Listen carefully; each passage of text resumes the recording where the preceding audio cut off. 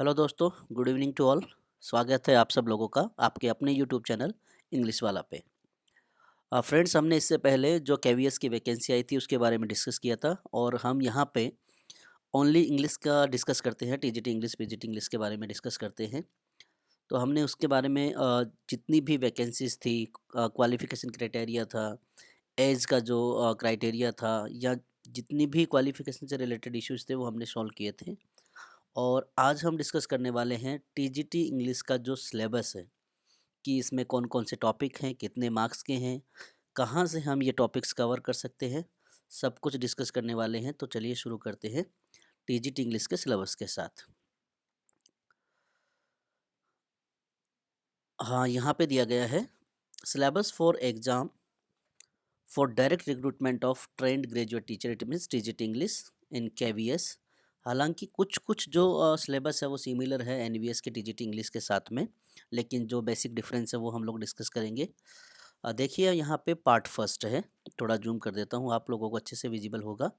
Part first में आप देख पा रहे हैं proficiency in languages, it means there will be two parts, one general English and general Hindi.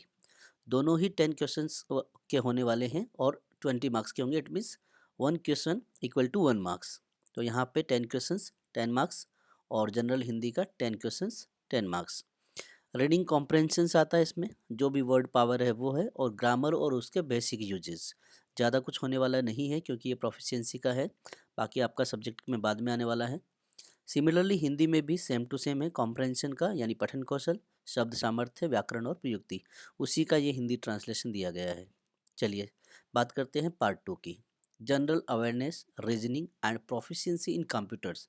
हालांकि ये जो सेक्शंस थे पहले थोड़े डिफरेंट थे, अलग अलग थे, लेकिन अभी केवीएस ने रिसेंट सिलेबस में क्या किया है, 20 मार्क्स के अंडर में ये तीनों कैटेगरीज को ला दिया है।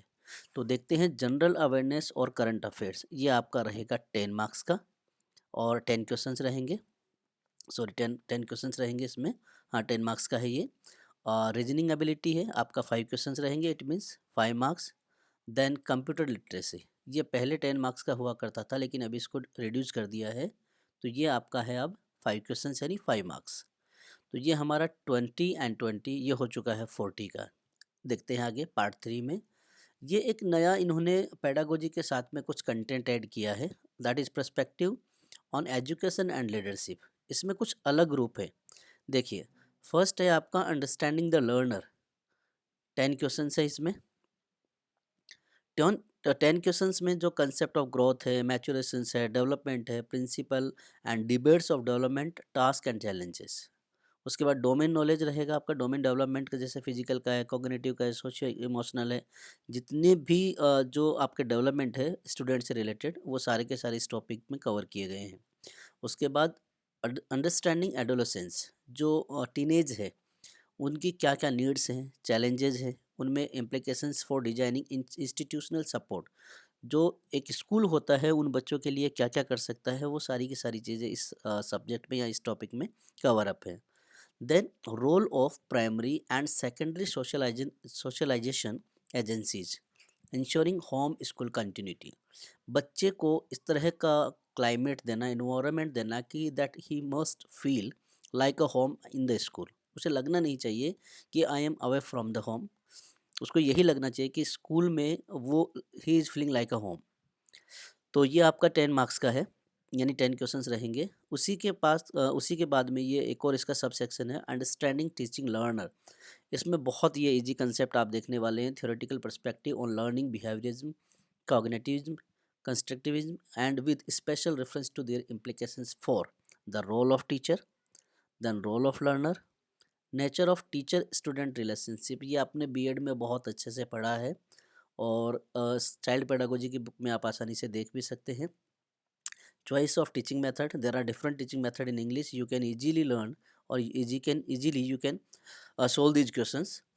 क्लासरूम का environment कैसा होगा, how many students should be there per class, how many teachers should be there, class की स्ट्रेंथ क्या होती है, क्लास का environment क्या होता है। उसके बाद है अंडरस्टैंडिंग द डिसिप्लिन और उसका पावर, बहुत ईजी कंसेप्ट है ये। Factors affecting learning and their implications, ये थोड़ा सा इम्पोर्टेंट है। कि एक लर्नर को कौन कौन से फैक्टर अफेक्ट करते हैं। क्लासरूम का डिज़ाइन हो सकता है, क्लासरूम का भी इन्वायरमेंट हो सकता है, स्टूडेंट्स की एक्टिविटीज़ हो सकती हैं, creating learning space in school, school का जो भी एरिया है, इन्वायरमेंट है, या उसके लर्निंग में कौन कौन से स्पेसेस हैं, वो बच्चे को इफ़ेक्ट कर सकते हैं। And third, next, that is the most important, planning and organization of teaching learning, right? Concept of syllabus, curriculum, overt, hidden curriculum, principles of curriculum organization. एक स्कूल का, विद्यालय का सिलेबस और उसका इंफ्रास्ट्रक्चर, या उसका जो हिंदी में कहें तो पाठ्यक्रम क्या होगा, ठीक है।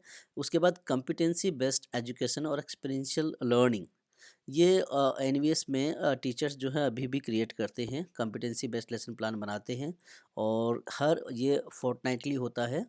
तो इसके सैम्पल्स आप अवेलेबल करवा सकते हैं कहीं से चाहें तो, और आसानी से देख सकते हैं कि कॉम्पिटेंसी बेस्ड लेसन प्लान में कौन कौन से पॉइंट्स होते हैं और क्या आपके लिए यूजफुल है। उसके बाद आता है इंस्ट्रक्शनल प्लान्स, जो स्कूल का जो एनुअल प्लान होता है, या फिर उसका जो टीचर होते हैं वो अपने सिलेबस के अकॉर्डिंग यूनिट प्लान बनाते हैं या लेसन प्लान बनाते हैं। तो ये बीएड में आपने किया है, अभी भी टीचर्स बनाते हैं टीचर्स डायरी, तो उसका फॉर्मेट जो है आपको जल्दी ही अवेलेबल होगा, you can easily learn that. Next है instructional material and resources, then information communication technology, थोड़ा सा use of ICT in teaching learning, क्योंकि स्मार्ट क्लास का ज़माना है, everything is going on in the smart class, तो ये इसके बारे में हम थोड़ा सा पढ़ेंगे।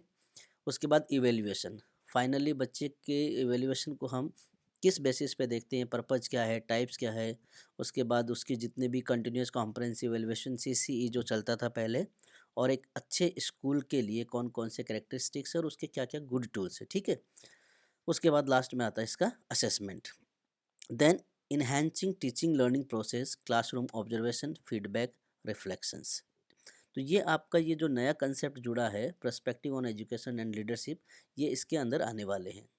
फिर इसी में आगे दिया गया है creating conducive learning environment, that is carry 6 questions and 6 marks, या आप इसमें कंसेप्ट ऑफ डाइवर्सिटी, एक बच्चे के लिए कौन कौन से इफेक्टिव पॉइंट्स होंगे वो सारे के सारे इसमें दिए गए हैं। डिसेबिलिटी है, मेंटल हेल्थ है, then preventive and promotive dimensions हैं, मेंटल हेल्थ है, then developing school and community as a learning resources, school को एक कम्युनिटी लर्निंग रिसोर्स के रूप में कैसे डेवलप किया जाए। फिर आगे बढ़ते हैं तो देखते हैं डी सेक्शन में स्कूल का ऑर्गेनाइजेशन और उसकी लीडरशिप, ठीक है। इसमें प्रिंसिपल है, स्कूल है, इंफ्रास्ट्रक्चर है, बिल्डिंग है, पेरेंट्स टीचर है, पीटीसी की मीटिंग है, एनुअल कैलेंडर है, टीचर का डेवलपमेंट फॉर्म है, सेल्फ असेसमेंट है, इम्प्रूवमेंट है, वो सारे के सारे पॉइंट्स जो है वो इसके अंदर कवर अप है। और and it is equal to 6 questions is equal to 6 marks, ठीक है। And the last one is perspective in education, सबसे ज़्यादा इंपॉर्टेंट होने वाला है इसमें एनईपी, याद रखिएगा एनईपी आप बहुत अच्छे से तैयार करें। हालांकि 3 क्वेश्चंस आएंगे, but mostly the point will be focused on the NEP, ठीक है। उसके बाद role of school in achieving aims of education, ये सब नॉर्मल है, बट एनईपी जो है वो रिसेंट और करंट पॉइंट है, तो इसको ज़्यादा से अभी हाईलाइट किया गया है। और रिसेंटली एनवीएस के जो एग्ज़ाम्स हुए हैं उसमें भी एनईपी और आरटी को बहुत ज़्यादा इंपॉर्टेंस दी गई है। तो ये आपका जनरल जो टॉपिक था ये उसका सिलेबस है, ठीक है। तो ये आपका होने वाला है 80 मार्क्स का। उसके बाद फोर्थ पार्ट जो आपका specific subject, it means suppose you are going to be in TGT English, तो टीजीटी इंग्लिश के लिए आपके पास जो सब्जेक्ट है आपका वो उसमें क्या क्या आएगा। तो पिछले साल तक टीजीटी में ओनली जनरल क्वेश्चन पूछे जाते थे, सब्जेक्ट नहीं था, बट इस साल से इन्होंने सब्जेक्ट डाला है। और बेस्ट थिंग ये है कि आपका लिटरेचर कहीं नहीं है कुछ स्पेसिफिक, ये आप जो देख पा रहे हैं home did Patrick's homework, it means all the chapters are from 6 class in NCERT book, जो एनवीएस और केवीएस में चलती है उसमें से लिया गया है। सेकंड वाला भी ये 6 क्लास की बुक है, आप पैक्ड विद सन, ये आप सीबीएसई की जो एनसीईआरटी की बुक्स हैं उससे 6 to 10 में आसानी से प्रिपेयर कर सकते हैं। 3 questions, the squirrel, the gift of chappal, ये पॉइंट, और एन एलियन हैंड, ये दोनों 7th क्लास के हैं। द बेस्ट क्रिसमस प्रेजेंट, ये जो सेक्शन है, और how the camel got his hump, ये दोनों 8th सेक्शन से हैं। द फन दे हैड, ये पूरा जो पोर्शन है ये 9th क्लास का है।